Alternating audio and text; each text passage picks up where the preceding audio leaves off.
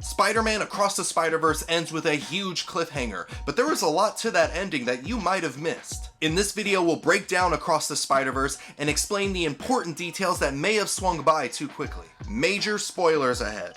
After rescuing the police captain in Prowler Parker's universe, Miles unknowingly stops something called a Canon event. Canon events are fixed points in every Spider-Person's life, usually tragedies, and these either make a person into Spider-Man or make them a better hero. These are moments like Uncle Ben dying, or in Miles' case, his Uncle Aaron, but in this particular moment, the Canon event that was stopped was the death of a police captain who's close to Spider-Man.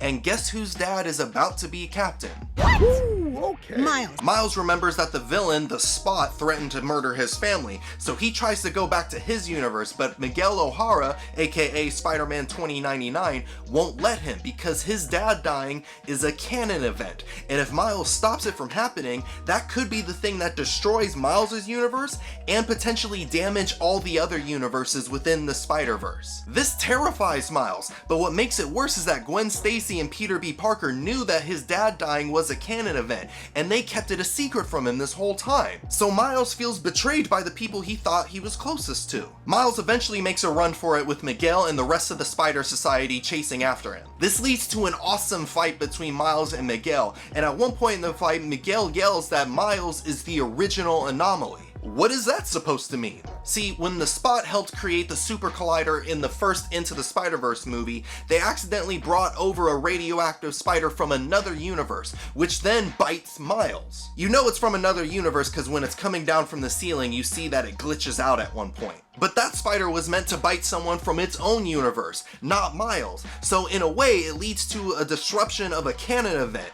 and that causes the Spider-Man before Miles to be killed. So according to Miguel O'Hara, Miles Morales was never supposed to be Spider-Man. Miles is able to get away from the Spider Society and uses the Spider-Verse machine to get back to his home universe to stop the Spot from murdering his father. Now the machine scans his DNA and sends Miles to the appropriate universe. Remember that. And once he's there, he returns to his home and tells his mother that he's Spider-Man and that his villain, the Spot, is coming to destroy the family. But his mother has no idea who or what Spider-Man even is, and to make things even weirder, his Uncle Aaron shows up, very much alive. His Uncle Aaron then takes Miles up to the rooftop and starts talking about plans involving a heist, and at this point Miles starts to glitch out, and he realizes, oh no, this isn't my universe. So how did Miles get to this universe? When the Spider-Verse machine scanned Miles' DNA, it found the DNA of the radioactive spider that bit him,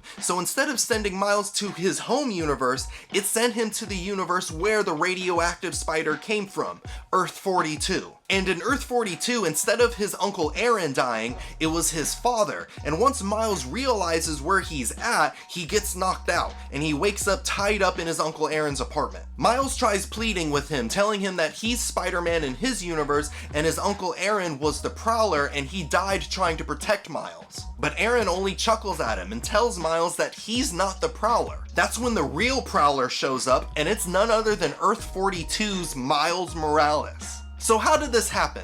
Because the radioactive spider was taken from Earth 42, there was no Spider-Man in this world, and that leads to it becoming a world filled with crime. It was most likely that Earth 42's Miles Morales was supposed to become Spider-Man, but because the spider was taken, instead of becoming a hero, Miles followed in his Uncle Aaron's footsteps and became the Prowler instead. While all that's going on, you head back to the Spider Society, where Miguel banishes Gwen Stacy back to her universe for trying to help Miles. And since she was there, Gwen decides to confront her father about her being Spider-Woman, only for him to tell her that he loves and accepts her as Spider-Woman, and that he's quit his job as the police captain. So, by the Spider Society logic, if Gwen's father is no longer the police captain, he won't be tragically killed in a canon event. We'll see how that works out though. Her father also tells her that some British guy stopped by and dropped off a universe-traveling watch. So using the watch, Gwen decides she's gonna find Miles and help him fight both the Spot, who at this point has achieved godlike Spotty powers, and the Spider Society, who want to do whatever it takes to preserve the Spider-Verse. On the way, she recruits Spider-Punk, Prowler Parker, Peter B. Parker, his daughter Mayday, and the original Spider group from the first movie, which includes Spider-Man Noir, Penny Parker, and Spider-Ham. The movie ends with the Spider Society and the Spot arriving in Miles' universe, and then with Miles having an epic stare down with the Prowler Miles. This will lead us to the third and most likely the final movie of this franchise, Beyond the Spider-Verse, which releases in theaters on March 29th, 2024. We'll most likely see Gwen Stacy and the Web Warriors come to blows with the Spider Society, and of course a Miles vs. Miles battle. And at some point they're gonna have to deal with the Spot, but just knowing how crazy unpredictable this movie is, it's gonna be hard to try to predict what will happen in the next movie. But what was your favorite part in Across the Spider-Verse, and what do you think will happen in Beyond the Spider-Verse? Let me know down in the comments below, and check out my review on Across the Spider-Verse by clicking on the box right here. Now do the menage a trois, and I'll see you in the next video.